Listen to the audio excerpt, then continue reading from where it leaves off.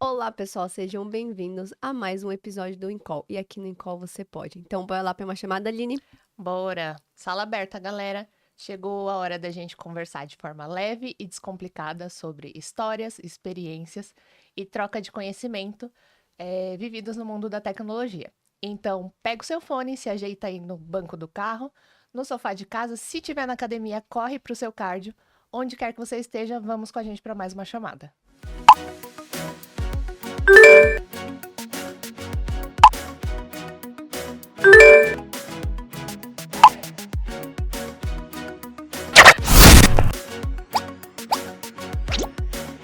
E o nosso tema de hoje é explorando negócios no mundo open. E a gente sabe que para uma empresa se tornar competitiva, ela tem que crescer e ela tem que se expor no mercado. E hoje a gente tem a Lei de Proteção de Dados, que faz com que tudo isso tenha que se moldar, modificar e trazer ali a segurança dentro desse mundo ali. E como fazer isso com o mundo open? E aí, Aline?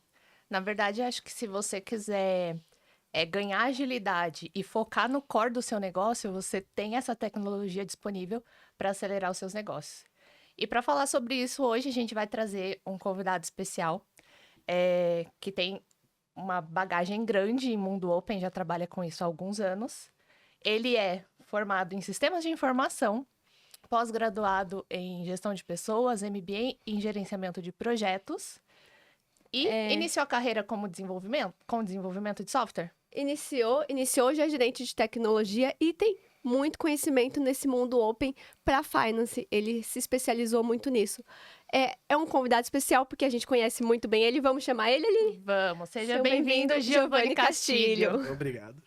Giovanni, seja muito bem-vindo. Conta um pouquinho pro pessoal da sua carreira profissional, como que você trilhou ali até chegar nesse mundo aí do mundo open.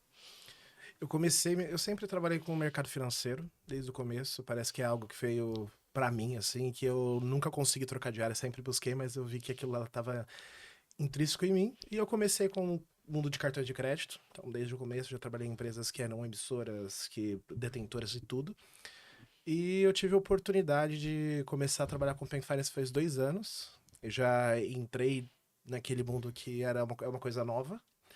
E quando vi, eu achei extremamente interessante, porque é algo que ninguém faz, tá começando a se moldar no Brasil agora, nós estamos sendo pioneiros, e isso está trazendo diversas oportunidades para todas as empresas e até para conseguir evoluir uma forma de mitigar a inadimplência, digamos assim. Então é algo que é bem interessante, é algo que vai ser muito utilizado nos próximos meses e anos, até para a gente conseguir evoluir uma coisa que o Brasil ainda peca, que é conseguir garantir o crédito para todas as pessoas. Eu acho que a gente teve uma grande evolução, principalmente nessa questão de proteção de dados e afins, né? Eu acho que isso teve algo que tá cada vez mais sendo falado. Então, assim, pra gente começar a nossa conversa, e aí a gente trouxe até como mundo open, conta pro pessoal um pouquinho o que que é esse mundo open, principalmente pra finance. Tá, vamos lá. O principal foco o Open Finance, ele na verdade ele nasceu como Open Banking. O foco dele era compartilhamento de dados. Então, isso começou na Inglaterra. Eles criaram o conceito. Então, eles criaram uma forma de comunicação segura, onde você consegue, além de ter uma comunicação segura para não ter vazamento de dados, para não ser hackeado e N outros aspectos, você consegue criar um termo LGPD. Então, eu garanto que entre as pontas há uma responsabilidade com aqueles dados. Então, eu garanto que a pessoa que fornece realmente está de acordo e a pessoa que recebe também está de acordo com as diretrizes que isso porque assim, toda transação ela tem uma finalidade. Então, eu defino uma finalidade para os meus dados. Um exemplo, você vai chegar para mim e falar, Giovanni, eu quero seus dados para eu conseguir analisar crédito. O LGPD nada mais é do que uma forma de um contrato entre partes para conseguir definir qual é a finalidade daquele dado. Eu não posso pegar seus dados para, um exemplo, para julgar algo que não está dentro daquilo. Então, se esse dado é utilizado, você sai fora dentro do regime LGPD. Então, o Open Finance é uma mistura. Você conseguir trazer um padrão de segurança tecnológico junto com um contrato de LGPD para você conseguir já unir esses dois pontos. Isso ficou essa mudança, esse conceito, ele foi incrivelmente importante para fora. A União Europeia ela está sendo dominada com isso, mas quando veio para o Brasil, a gente, como bom brasileiro que eu brinco, porque brasileiro em tecnologia, na minha visão, nós somos um dos melhores, se não os melhores, a gente conseguiu otimizar. Então, nós superamos eles, e isso está sendo até um ponto que nós agora estamos ensinando eles. Eles nos ensinaram e a gente conseguiu evoluir e devolver para eles. Então, é isso. E quais são os tipos de melhorias que a gente fez em relação ao projeto inicial deles, né? A experiência, vamos colocar assim. O Open Bank, só focando em Open Bank, que a evolução do Open Bank foi o Open Finance. O Open Bank, ele tinha uma jornada horrível. Para que eu vou compartilhar meus dados? Não faz um sentido real eu fornecer uma informação da minha vida, minha saúde financeira, se eu não tiver um motivo. E eles fizeram com uma finalidade única. Eu quero compartilhar os dados para as instituições financeiras. Um exemplo, Brasil. Itaú, saber o que você tem no Santander. Santander, saber o que você tem na Caixa. Mas no fim do dia, você precisa que a Juliana, ali no usuário final, dê o de acordo. Para que eu vou dar meu de acordo? Não faz sentido. Eu não vou fornecer meus dados, eu não sei, o meu dado, eu posso ter algo negativo que me negative, eu posso ter algo que... Exatamente. E normalmente você vai pro lado negativo. Quando eu veio pro Brasil, a primeira coisa que o brasileiro fez, evoluiu no quesito segurança. O Brasil é um dos pioneiros em segurança no mundo, até porque a partir de cartão de crédito, nós somos os melhores. Então a gente tem esse viés, já tá no nosso sangue segurança. A gente conseguiu evoluir o que eles fizeram. E a gente conseguiu aplicar ele em jornadas. Jornadas que eu digo, um exemplo básico é, eu preciso criar uma esteira de crédito. Hoje você usa qualquer birô, Serasa, Boa Vista, que eles avaliam sua negativação. Então eu só sei se você deve, mas eu não sei o que você tem, qual é seu salário. Você tem uma suposição baseada num Olerite, mas você não sabe exatamente. O cara ganha 10 mil reais por mês, mas quanto que ele tem de dívida? Quais são os financiamentos que ele tem no nome dele? Qual é o valor médio de fatura de cartão de crédito dele? Qual ele investe? Quanto que ele tem de investimento? Qual é o retorno dele? Ele ganha dividendos? Qual é a média que eu posso colocar vamos dizer assim, eu vou fazer um empréstimo, qual é a faixa ideal máxima que eu posso colocar de parcela? Hoje é uma dedução. Hoje não existe algo palpável realmente que você consiga, a menos que você tenha uma conta no Itaú e for fazer um empréstimo no Itaú. Porém, mesmo assim, você pode ter uma outra conta na XP Investimento, você pode ter uma outra conta no Santander. E a gente não conseguia cruzar isso. Hoje, com o Open Finance, você consegue fornecer dados de todas, coloca algum motor do meio assim de dados para você entender, montar um modelo em cima daquilo, conseguir ter uma visão real de o que aquela pessoa pode fazer, e você, de uma forma muito mais assertiva, você consegue dar essa visão para a empresa de crédito, para fazer um onboarding. Então tem N modelos de jornadas que o Brasil conseguiu trazer. Então o Brasil, a criatividade brasileira, ela tirou a ideia de só compartilhar dados para conseguir fazer por uma coisa que seja vendável. Assim. Eu consigo fazer alguém querer aquilo, querer compartilhar os dados, querer fazer a gente tem iniciação de pagamento agora no Open Finance, tem a parte de seguradoras. Essa era uma próxima pergunta. Fica claro na sua explicação onde estão os benefícios para a empresa que utiliza, né? Ela tem acesso às informações que garante que as análises que ela precisa fazer, por exemplo, para conceder um crédito, estejam ali disponíveis para ela, né, cruzar essas informações. Mas e para o usuário final, né? Na verdade, o dono do dado, eu que vou lá contratar, o que eu estou ganhando de valor compartilhando esses dados? Eu falo assim, falando para as pessoas mais 30, quando você ia fazer qualquer coisa, você precisava levar seu lerite, você precisava levar comprovantes de praticamente tudo para você conseguir financiar um carro. Sim. E se você fosse financiar um carro, um exemplo simples, você ainda tinha um problema de taxa.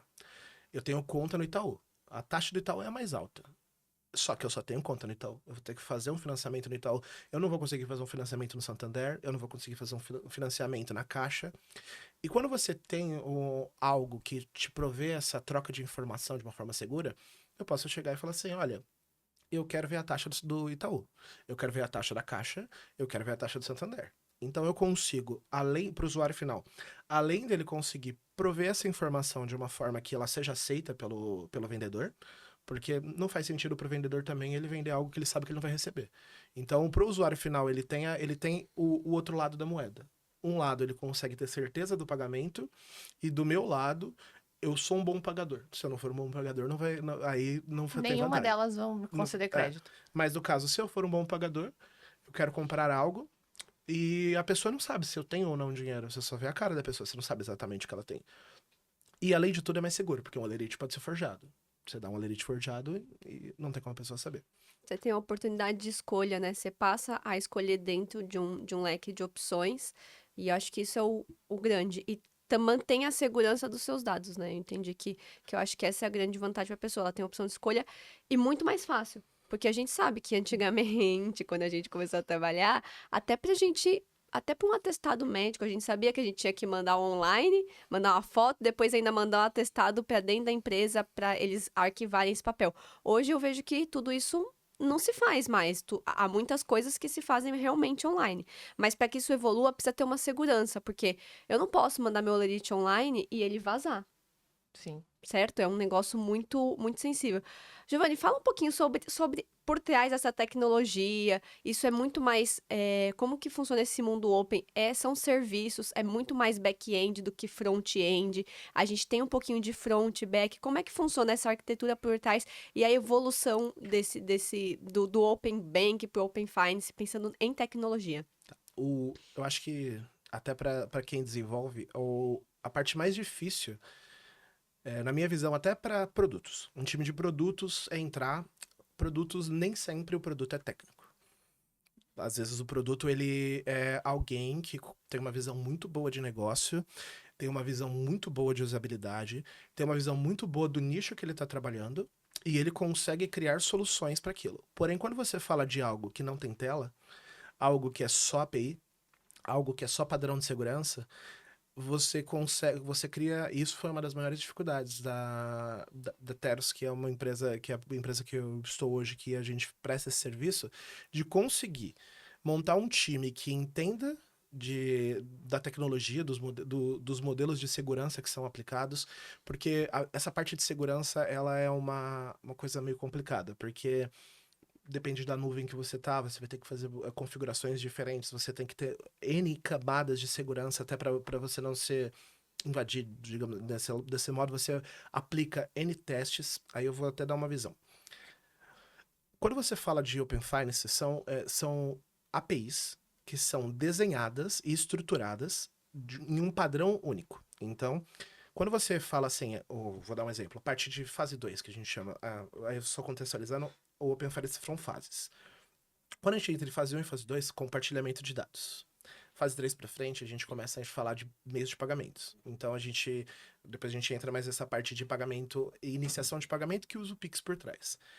Mas o Open Finance nada mais é do que um conjunto de APIs que eles são padronizados e regulados pelo Bacen.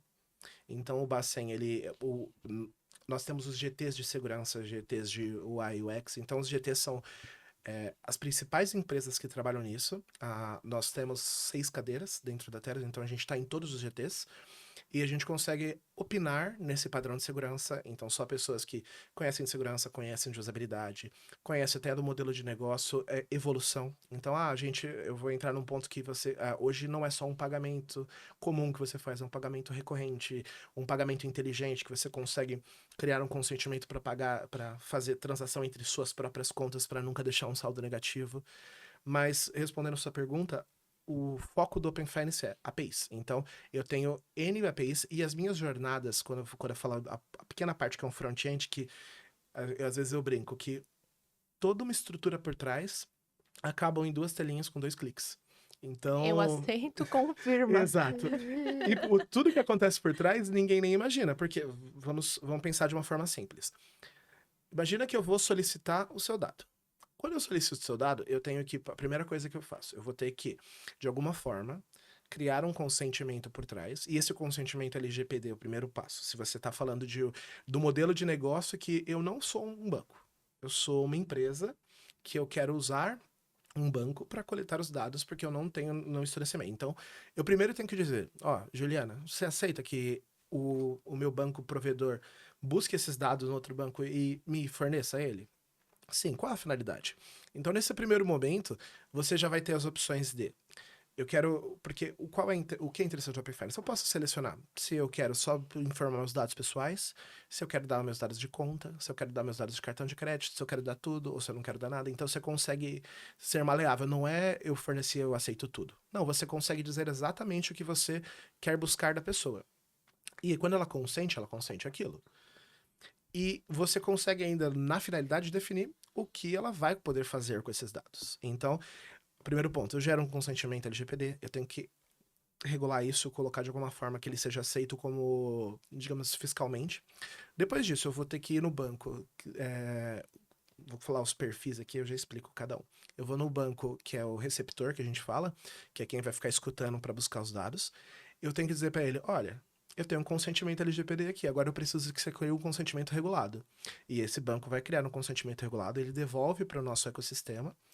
Esse consentimento é persistido, a gente faz toda a conciliação de tudo, devolve para a receptora. Beleza, agora que eu já tenho esse consentimento, avisa a transmissora que a gente tem um consentimento. Então, a gente vai para um terceiro banco para conseguir fazer o nicho, a ligação entre os 3 consentimentos, e tem que fazer um consentimento forte. Então, a gente unifica esses 3 consentimentos.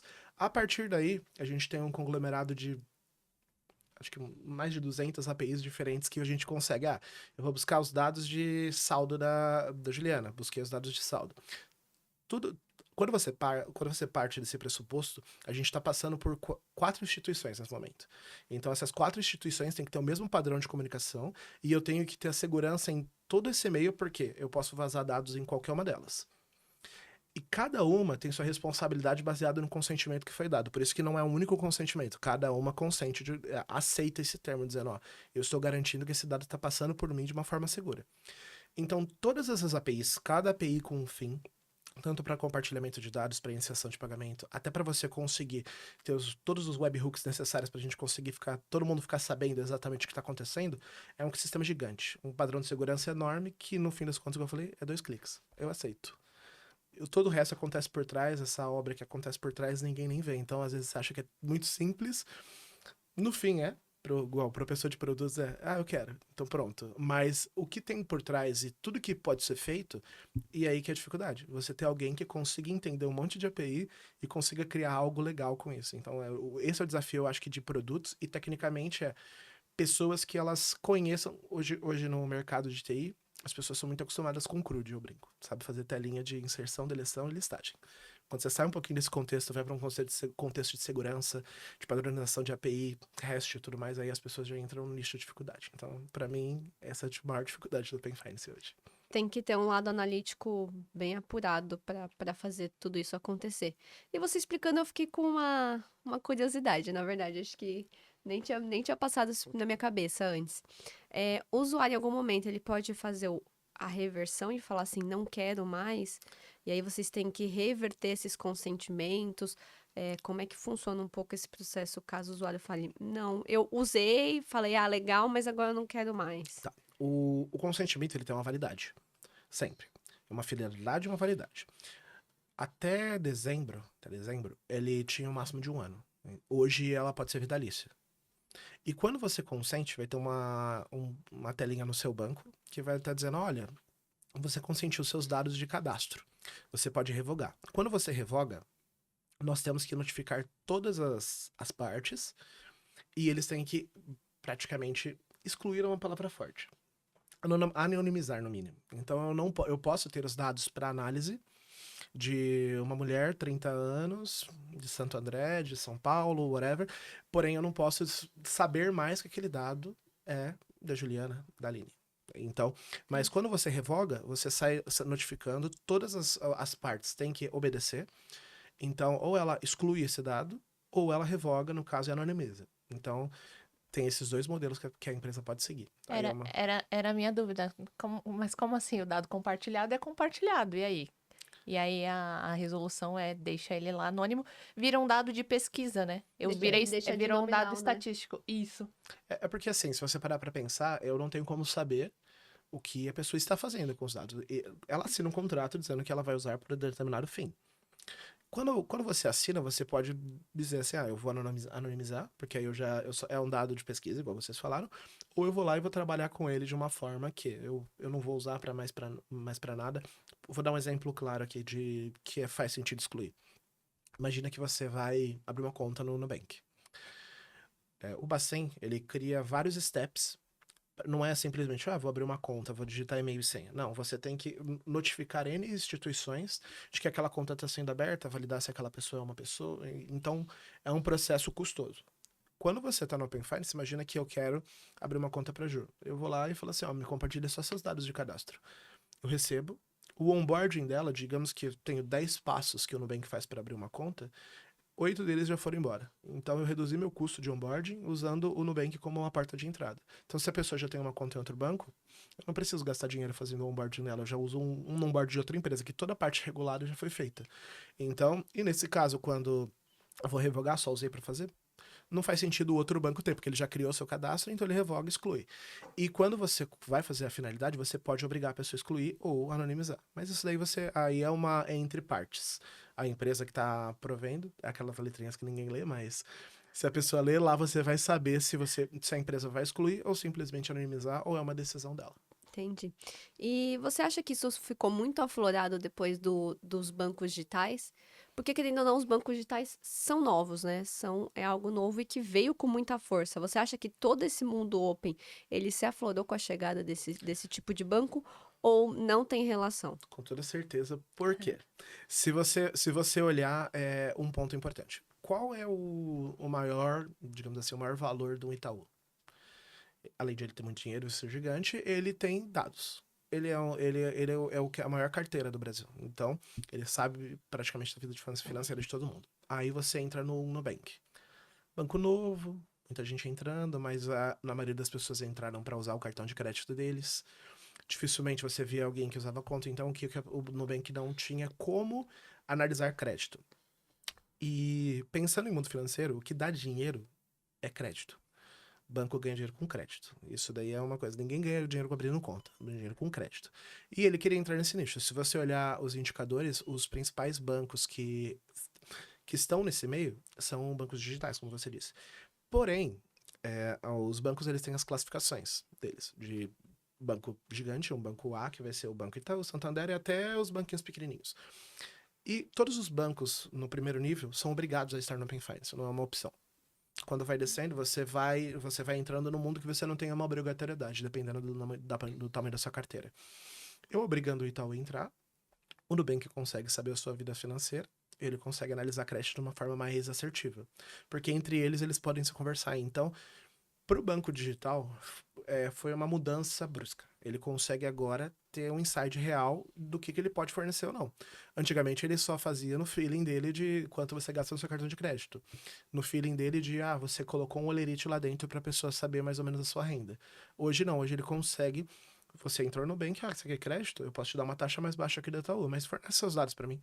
Isso está sendo até uma forma de incentivo. Se você entrar dos bancos, normalmente eles falam, eu te dou uma taxa mais baixa, mas se você fornecer seus dados. Então eles estão até incentivando as pessoas usando algumas Artimanhas. artimanhas deles que eles podem até usar para conseguir buscar seus dados, porque para ele faz sentido. O Nubank sem seus dados, ele vai pelo feeling, vai pelo cheiro. E agora com os dados ele consegue já literalmente ter uma assertividade muito maior em qualquer insight que ele vai te dar, ou qualquer crédito, ou taxa. Então ele consegue acertar de uma forma mais coisa. E os bancos tiveram que se reinventar nesse aspecto. Tiveram. E se unir também de uma certa forma para que Sim, isso o acontecesse. compartilhamento dos dados fez isso, né? Porque valorizou bastante o negócio deles. E depois você comentou, né? O Open Finance foi o pioneiro, então, dentro desse mundo de compartilhamento de dados e manter um certo nível de segurança. Depois dele, que outras áreas, que outros negócios e setores começaram a utilizar esse conceito do Open para crescimento no mercado? O primeiro ponto, que foi a primeira evolução saindo do Open Banking, que daqui a pouco vai virar OpenX, mas hoje a gente tem o Open Banking, compartilhamento de dados, aí a gente passou para o Open Finance quando começou a iniciação de pagamento. A iniciação de pagamento nada mais é do que um Pix com finalidade. Aí você vai falar, tá, mesmo ponto do Open Finance. Giovanni, qual é o sentido de eu complicar mais um Pix? Eu tenho um Pix, que eu leio um QR Code, eu digitar seu CPF, eu consigo transferir. Porém, Hoje o Pix, tanto para o Bacen quanto para uma empresa, ele tem muitas vantagens, mas ele tem uma grande falha. Você não consegue fazer a conciliação de valores muitas vezes. Por quê? Eu sou uma empresa pequena, eu quero receber pagamento em Pix, eu contrato um broker no meio aqui, Giovanni, o broker Pix, Giovanni. A Ju vai fazer uma transferência para você, ela vai transferir para o broker vai transferir para a Aline. Quando você vai cruzar os dados, a transferência não é para a Aline. A transferência ela tem um intermediário. E nesse momento a conciliação falha. A gente não consegue saber. Então, casas de aposta, muita lavagem de dinheiro. Porque você não sabe exatamente para que aquele dinheiro está indo. O broker tem 1000 clientes. E ele não tem uma conciliação tão assertiva. Dá para fazer muita maracutaia ali no meio para você conseguir fazer uma lavagem de Existem dinheiro. brechas. Tanto que hoje o Bacen regulou que toda casa de aposta apenas com iniciação de pagamento. Qual é a diferença real de uma iniciação de pagamento para um Pix? Finalidade. Então, a finalidade é a transação direta. Eu vou iniciar um pagamento com a finalidade de fazer aposta em uma casa de aposta. Esse dinheiro está saindo da conta do Giovanni e está indo para a conta da Sportbet, um exemplo. Então, eu sei esse dinheiro, isso além de eu ter uma finalidade para essa transação, então a Sportbet ela sabe que ela vai ter que colocar lá que esse dinheiro entrou para o fim de apostas, eu consigo ter o ponta a ponta. Isso hoje não no Pix existe quando é uma transação direta, porém com o broker no meio isso se perde. E 99% das empresas são pequenas, não são o Itaú. O Itaú tem o motor Pix dele. Ou se você pegar um banco menor, um exemplo, adquirências. Usa uma DIC, uma Elo, uma Cielo, elas não vão criar um motor Pix para ela, elas vão ser uma indireta, que a gente fala, é um consumidor indireto daquilo. Eu tenho uma empresa na minha frente que fornece, e eu consumo dela, e eu não preciso gastar dinheiro, tanto mantendo a regulação daquilo, quanto você ainda você pagar para um desenvolvimento inteiro, sendo que, eu vou fazer só Pix comum. Eu não vou fazer um Pix por QR Code, eu não vou fazer um Pix agendado, eu não vou fazer um Pix nada. Eu vou fazer um Pix simplesmente por CPF. Para que eu vou gastar um dinheiro enorme para desenvolver todo um ecossistema Pix, sendo que eu só vou usar uma API? Então, isso criou uma certa fragilidade no Pix nessa parte. E o Open Finance ele está cobrindo isso. Iniciação de pagamento, ela vai se tornar forte agora. A jornada dela não é uma jornada boa ainda, na visão do Tá em mercado. maturação ainda. Exato. E os GTs, eles estão brigando por isso. Por quê? Quando você vai fazer uma transação, você vai solicitar uma iniciação, a pessoa vai se autenticar na detentora de conta dela. Então, a detentora de conta seria onde tá meus dados e meu dinheiro. Eu primeiro vou bater no MTP, que é a iniciadora. Eu vou usando os termos, aí depois eu vou contextualizando. Mas eu vou bater no MTP, eu vou falar assim, eu quero que a Lili me pague. Quanto? R$50. Aí você vai receber uma notificação e vai dizer assim, o Giovanni está pedindo para você transferir para ele, para a conta dele de Santander, R$50. Com a finalidade de você me deve um almoço, um exemplo. Um café, um café. Um café. Quando você recebe essa notificação, você aceita. Automaticamente o Pix ele você pode fazer agendado, normal, por QR Code, todo modelo Pix, e você aceita essa finalidade, então você ainda tem um consentimento daquele pagamento, então você está dizendo, eu que realmente estou fazendo esse pagamento, e eu devolvo o dinheiro, ou a notificação para minha ITP, minha iniciadora, e automaticamente o dinheiro é transferido. Então, qual é a Eu autorizo você vir aqui pegar um dinheirinho na minha conta. Exato. E com finalidade. O Pix não. Categorizado. Exato, você consegue categorizar até a transação. Então, no fim das contas, quando isso se estabelecer, a gente consegue até ter uma maturidade maior de como que o dinheiro é tratado dentro do Brasil. Você consegue saber. Ou você consegue ter uma maturidade. E só para contextualizar que eu uso alguns termos aqui, aí para todo mundo ter ciência, o quê? Existem 4 grandes papéis dentro do Open Finance, que a gente chama de iniciadora, detentora, receptora e transmissora. O que são? Uma iniciadora é algo que é alguém que vai iniciar uma transação. Então, ela é a pessoa que dentro desse ecossistema, é a persona de eu vou iniciar algo. Eu posso iniciar uma transação de pagamento como uma transação de compartilhamento. Então, dentro desse ecossistema, a persona iniciadora é quem vai iniciar algo. A detentora é quem tem. Então, eu sou a detentora da conta. Eu tenho dados, eu tenho dinheiro. Então, é a persona da detentora de conta de quem tem as informações. A receptora é a persona de quem vai ficar consumindo. Depois que o iniciador abriu no caso, um compartilhamento de dados, a receptora ela é aquela que fica escutando e falando, olha, ele tem um consentimento, ele pode buscar essas informações, me traz essas informações. É o garçom? É o garçom, Tá. exato. Vamos colocar eles na mesa. Exato. E o transmissor nada mais é do que quem tá lá, olha para o detentor e fala, olha, o receptor aqui tá me pedindo, seria o cozinheiro. O receptor tá aqui me pedindo os dados de conta da Juliana. Ele vai na detentora, pega e envia pro receptor, o receptor pega e entrega pro cliente final. Então, isso falando então só para entender todos os contextos, essas são as personas dentro do Open Finance.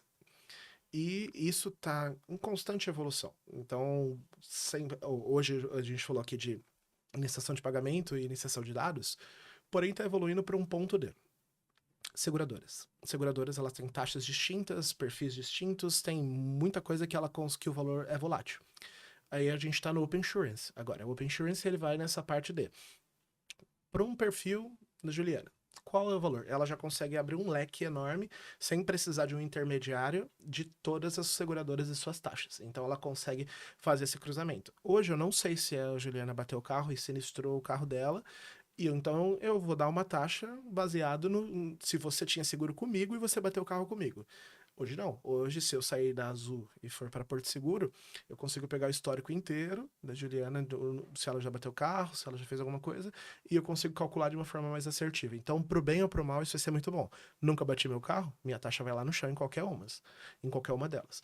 Já bati meu carro, aí você tem o problema, que é o mesmo problema de dados financeiros, que você pode ter crédito ou não. E um outro mundo que estão usando, digamos assim, esse padrão de comunicação seguro é o Open Health. Que aí eu fui no Hospital Brasil, fiz exames, eu tenho meu prontuário. Se eu for no Sírio-Libanês, eu vou ter meu prontuário. E o médico, ele não vai olhar pra sua cara sem saber do seu histórico médico. A partir de agora, isso pra mim, isso daí é algo incrivelmente interessante. Porque você vai no médico, ele só sabe sua cara, seu nome. E agora ele vai conseguir, antes mesmo, ele vai conseguir ter uma anamnese sua muito boa. Pra conseguir saber suas doenças que você já teve, histórico médico, histórico de família. Então, isso, quando realmente entrar em produção, porque ele ainda está em desenho, vai ser também disruptivo. Na minha opinião, igual todos os outros. Tá sendo essa parte de dados, está sendo bem disruptivo para N setores.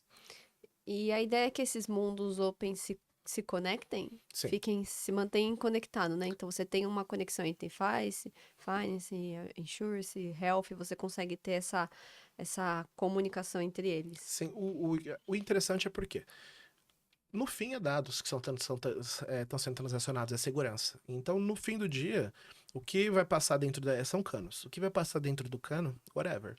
Eu só preciso que esse cano seja seguro. Então, o mundo tá indo, a gente fala que é o OpenX.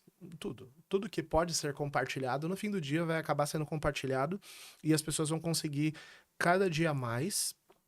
Não sei se depende muito do ponto de vista, mas é uma coisa muito interessante se você é uma pessoa, uma boa pagadora, se você é uma pessoa que ela tem digamos assim, tem uma vida redondinha, você vai conseguir só vantagens.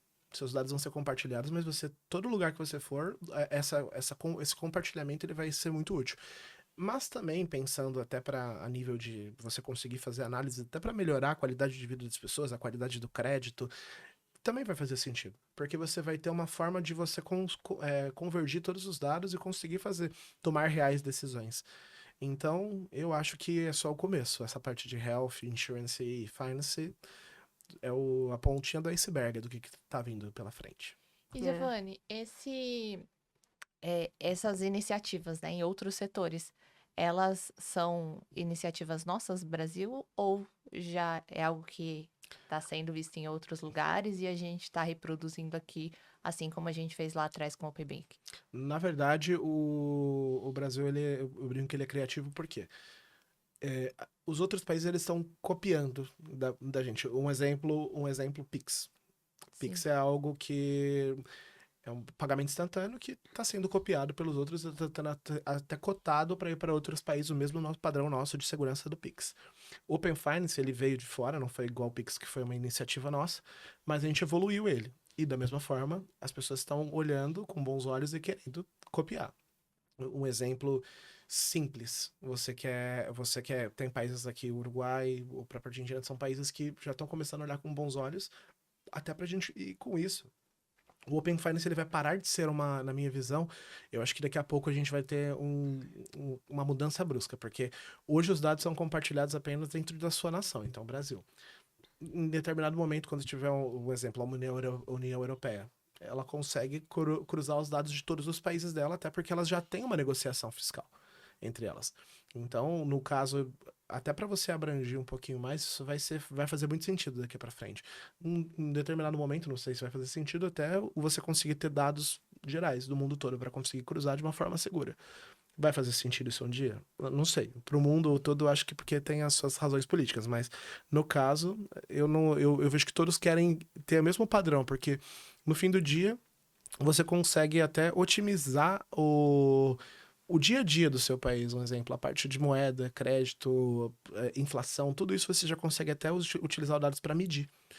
No fim das contas, é o padrão de consumo do seu país. Você consegue saber até um padrão de consumo.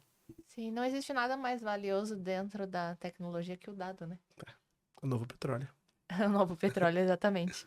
E, cara, o que a gente pode esperar daqui pra frente de Open no Brasil? Olha, na minha visão, eu acho que a parte mais interessante que entrou agora, sem sombra de dúvidas, a gente entrou no Pagamentos V4, como eu falei, o Open Finance foram por fases. O último que saiu agora foi o Pagamentos V4. E ele tem duas coisas muito interessantes, que é pagamento recorrente e pagamento inteligente.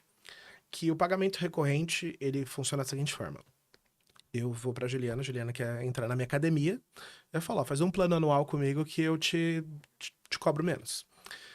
E quando você faz esse pagamento recorrente, eu mando uma iniciação de pagamento para você com 12 pagamentos, e que você já consente os 12, então eles vão ser debitados como se fosse um débito automático, mas fazendo já o Pix, a transferência na hora, e só que aí tem uma vantagem maior, eu tenho a finalidade daquilo. Então, juridicamente, eu tô respaldado. Então, você tem que me pagar. Então, você consegue colocar assim, ó, pagamento de 12 meses, você coloca tudo dentro da sua finalidade, então você consegue já planejar pagamentos de uma forma única e você consegue criar essa recorrência com uma finalidade. Então, nesse ponto, eu já tirei cartão de crédito da rodada porque eu pago uma taxa enorme e Pix é grátis. Então, uma iniciação de pagamento você não paga a taxa, a menos que a iniciadora queira cobrar. Então, você entra no mundo de 5, 6% da minha transação indo embora para nada. Ou, às vezes, uma taxa baixa, dependendo da iniciadora que você pega. E pagamentos inteligentes eu acho mais interessante ainda porque todas as empresas, elas têm 30 contas, que cada conta tem uma finalidade. Então, empresas grandes, ela tem. E o que acontece? Se a sua tesouraria vai lá e falha por algum motivo, tirei muito dinheiro de uma conta e eu não coloquei na outra. Então, ela vai brincando entre contas e elas acabam entrando no negativo. Isso é uma coisa que acontece muito. As contas ficam no negativo, as pessoas pagam juros. Então, isso tô dizendo, uma das ideias de jornadas que a gente teve. O que eu faço?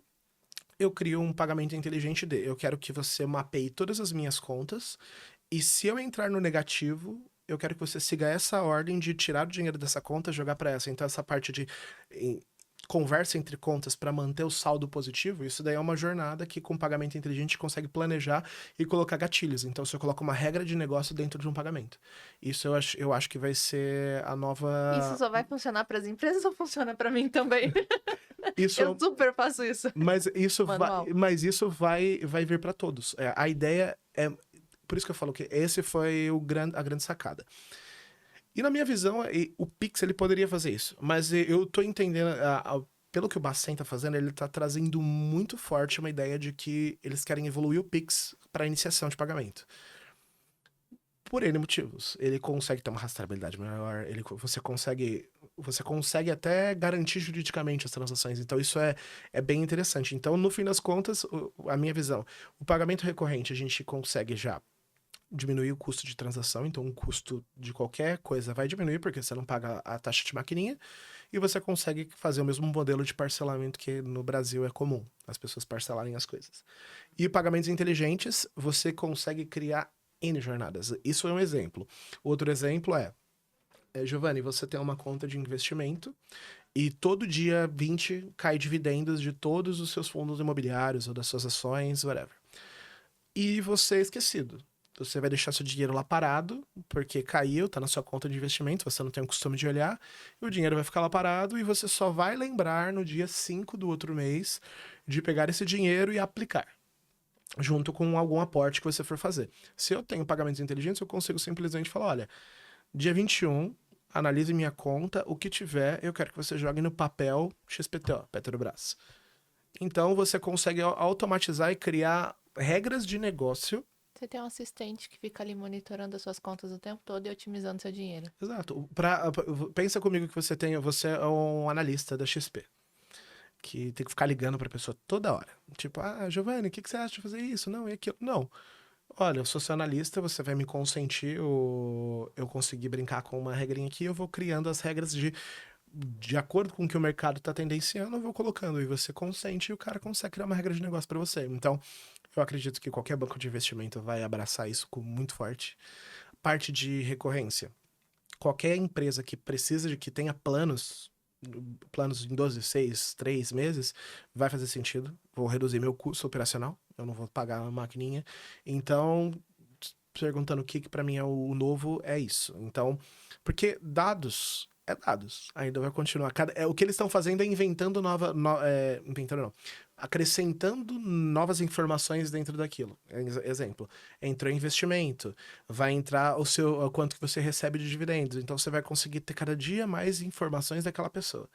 Mas, digamos, de evolução realmente de processo, é a parte de iniciação de pagamento ela é mais forte. Você mexe, assim, basicamente você mexe muito com fraude, evitar fraudes. Fidelização de cliente, que eu acho que é hoje algo que as empresas buscam, fidelizar o cliente. E aí você faz isso falando um pouco do evitar desperdício, né? Evitar desperdício ali de dinheiro em todos os aspectos. Seja porque você reinveste muito mais rápido, seja porque você não entra num negativo. Então, assim, no fundo ali, a ideia é que todo mundo saia ganhando, né? Exato.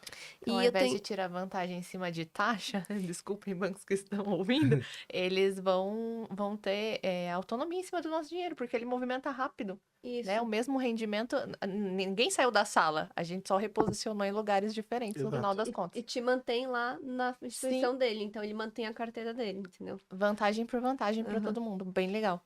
Eu tenho uma pergunta, ela não tem, eu acho que eu vou mudar um pouquinho o rumo, mas eu tava aqui enquanto estava falando, veio algumas curiosidades, principalmente muito relacionado ao mundo finance. No mundo finance, a gente sabe que as instituições financeiras, principalmente os bancos, eles ainda usam por trás o mainframe, né? Então, o mainframe é a alta plataforma, mas também já tem muitas coisas de baixa plataforma. Na verdade, hoje é um misto. Como que é para vocês isso no mundo open? O mundo open hoje ele se conecta em todas essas plataformas, ele tem uma diferenciação dependendo da plataforma. Eu queria que você falasse um pouquinho sobre essa parte mais tecnológica ali por trás disso. Tá. Hoje, vou dar um exemplo até que a própria Teros vende. A gente chama de plataforma, como você falou, é uma plataforma de conexão. Então, nada mais é o quê? Todas essas APIs que são reguladas, elas são desenhadas e são reguladas, então elas têm regras. Basicamente, o Open Finance é um grande proxy. Eu brinco, é um grande proxy. Eu recebo, passo. E eu garanto que aqui no meio está seguro.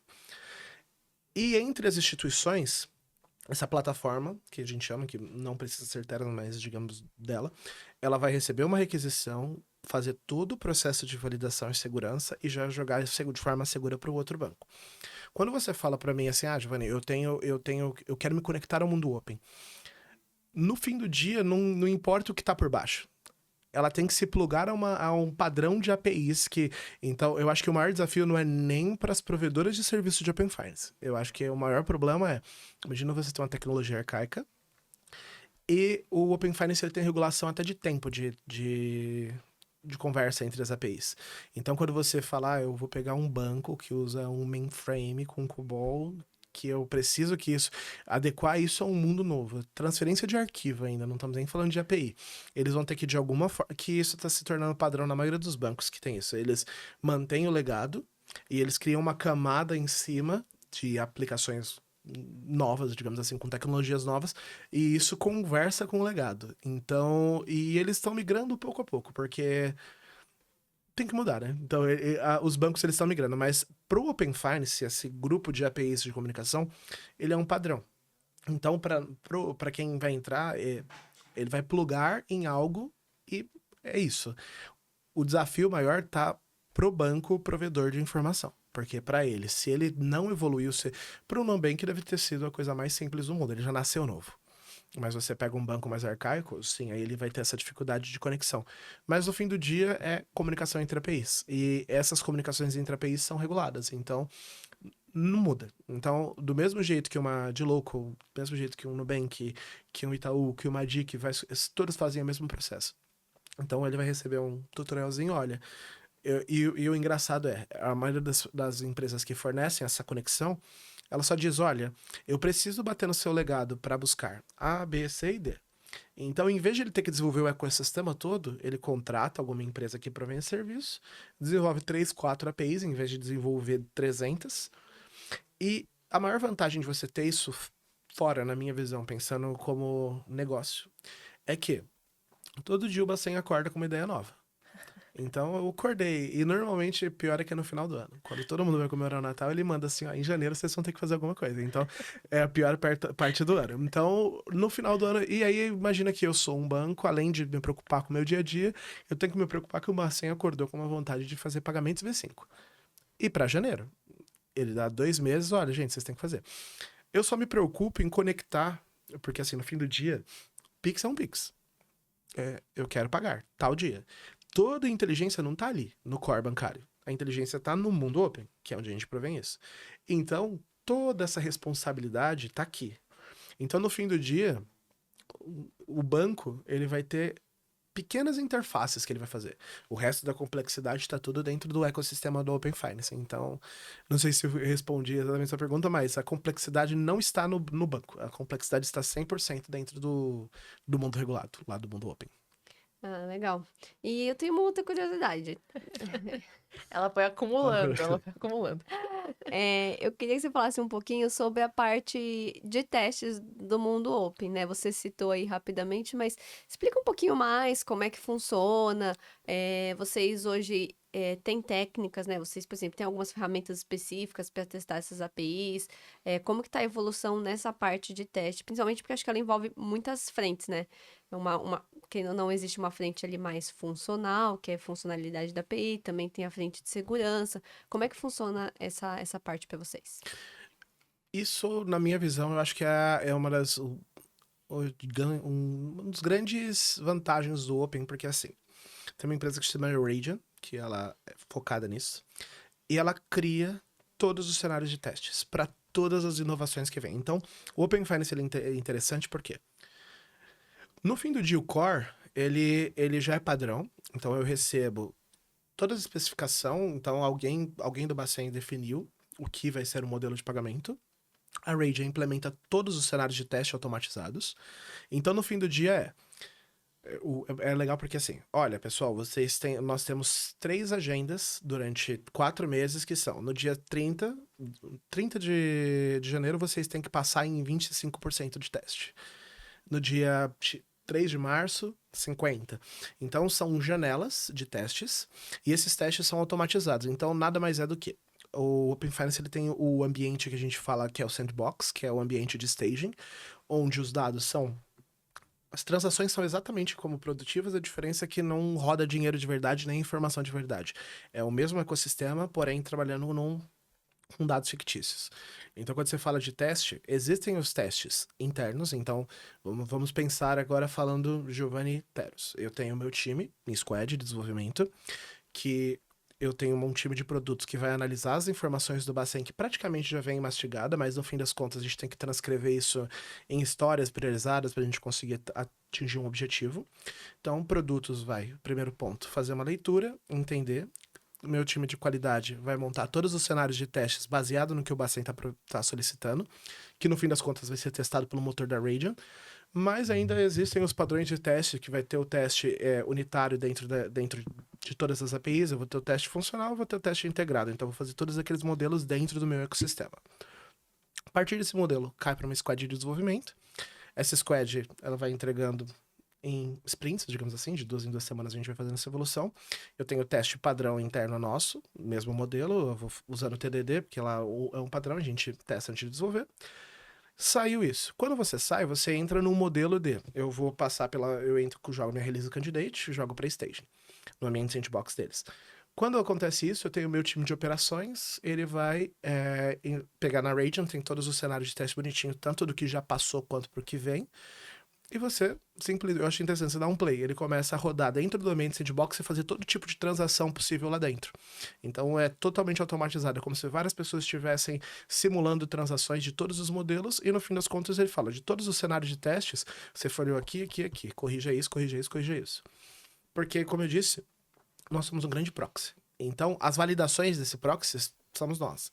Então, 99% dos erros são validações. São, olha, Giovanni, eu não posso iniciar... Eu vou dar um exemplo que eu tava falando. Eu iniciei um consentimento pra Aline e na transmissora chegou um consentimento com o nome de Juliana, não faz sentido, eu tenho que bloquear. Então, essas variações de cenário, que são muito testadas nesse motor de Rage, isso eu vou falar pra você que é o céu e o inferno na minha visão. Por quê? Normalmente, se a gente bate cabeça porque a Radeon errou o teste. Então, ela errou o teste e a gente fica achando que a gente tá errado. Então, fica nessa briga. E evoluiu muito. Hoje, a gente conseguiu uma maturidade muito grande desse mundo. Então, na parte de testes, digamos que a gente tem o teste manual caseirão e a gente tem a parte de Open Finance que eu acho muito interessante porque quando você entra em produção, você já testou de todas as formas e não testou o Giovanni, digamos assim, não testou o banco A com o banco B. Não, eu testei com todas as instituições, porque o motor de Rage ele já vai testando todo o ecossistema. Então é um teste do ecossistema, não é um teste exclusivo daquela empresa que está entrando dentro do ecossistema. E os cenários, eles são, então, baseados em cima das regulações? Sim. Nossa, Não cara, só que da... interessante. Então, todas as regulações saem, elas já entram, já é montado todos os cenários, o cenário de teste baseado no que está entrando. E isso é algo que eu acho muito interessante, porque qual é a maior falha, na minha visão, de empresas desenvolvedoras de software, vamos colocar em geral? Testes. Normalmente, você tem... Juliana Você vai tem, sair daqui do você lado, tem, vai te dar um abraço. você tem, você tem, Vou sair feliz hoje eu tô feliz. porque você tem as variáveis, você tem tempo, custo, qualidade. E o que Ninguém você... olha pra qualidade. Eu vou entregar no meu tempo e no meu prazo. Eu vou no meu tempo e no meu custo. Mas qualidade é um detalhe. E eu acho que no Open Finance eles estão partindo de um pressuposto que eles iniciaram com qualidade. Então eles iniciaram ainda, e sendo bem realista, ele ainda está em maturação. É algo novo. Então é algo que está em maturação. Mas, como eles já criaram cenários de testes e isso está sendo incremental, cara, toda vez que eu faço uma release, eu vou subir um ambiente, eu testo o ecossistema todo. Então eu garanto aquilo. Não vejo outro, na minha experiência, pelo menos, falando aqui como Giovanni, eu não vejo algum outro ecossistema que tenha isso já. Que a gente teste o todo. E eu acho super interessante. E o Bacen, nesse ponto, é de tirar o chapéu. Todos os produtos dele, eles sempre já trazem com esse modelo de testar o ecossistema. Talvez por isso que o Pix também está se tornando referência, o próprio Open Finance. Então, eu acho isso bem interessante. Eu acho que pela parte de segurança que eles têm por trás, isso é muito importante, né? Eu acho que tá usando todo o processo de teste possível. Então, automação, tá usando ali também, querendo ter uma empresa que cobre tudo, uma integração de ponta a ponta. Então, eu acho que tudo isso é muito interessante, porque as pessoas realmente esquecem da qualidade. E talvez ter entrado com muita qualidade nisso faz com que precise ser mantida essa qualidade, principalmente por ser dados, que é algo muito sensível, né? Sensível. Cara, muito, muito, muito legal. Nem passou pela minha cabeça essa pergunta e a gente ia encerrar uma chamada sem abordar esse tema. E a gente tá chegando ao fim. Estamos chegando ao Tô fim chateada, porque eu poderia passar aqui mais 2 horas falando disso. E é isso, pessoal. Então, estamos chegando ao fim. Então, Giovanni, nós vamos entrar naquele momento que eu falo que é o nosso momento bate-bola, tá? Então, nós vamos começar ali com você, nós vamos fazer algumas perguntinhas, nós vamos, a partir de agora, ler. E aí, são perguntinhas rápidas, então, vamos lá. Vamos ver como ele vai sair nessa? Vamos, preparado? A Aline vai começar, tá? Giovanni, define em uma palavra como é desenvolver negócios no mundo open. Desafiador. O que não pode faltar na criação e evolução de soluções open? Segurança. Muito bom. Um erro comum cometido na inovação do mundo open. Colocar a carroça na frente dos bois. Interessante. Essas gírias antigas é ótima. Como Entrega a você, idade, né? como você definiria a importância de soluções open para os negócios? Eu colocaria essencial. Essencial pro mundo de hoje, não tem como fugir. E qual é o maior desafio na inovação do mundo open? Profissionais. Nossa, bem real. A gente não abordou sobre esse ponto e pode gerar um novo episódio. Pode. Pode. Um conselho para quem deseja mais agilidade em seus negócios, mas ainda não usa soluções open. Cria uma squad de inovação. Eu falo, eu brinco porque o nosso CEO, o Juan, ele é uma pessoa criativa demais. Ele tem umas ideias que não faz... muitas ideias que eu falo aqui parece que é minha, mas eu ouço muita discussão que a gente tem interna de evolução. E quando a gente brinca, eu brinco que a gente é inovação. Ele tem uma ideia, eu vou lá e falo, dá pra fazer. E a gente entra nesse mundo e cada dia mais a gente vai vendo como que as pessoas não aproveitam essas oportunidades.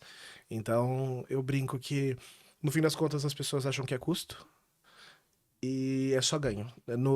Em pouquíssimo tempo o retorno vem. Então, respondendo essa pergunta, eu acho que é criar um squad de inovação mesmo. Até para você conseguir brincar internamente com o que você vê no mercado. Alguém que olhe para o mercado e consiga trazer essas inovações que estão acontecendo no dia a dia.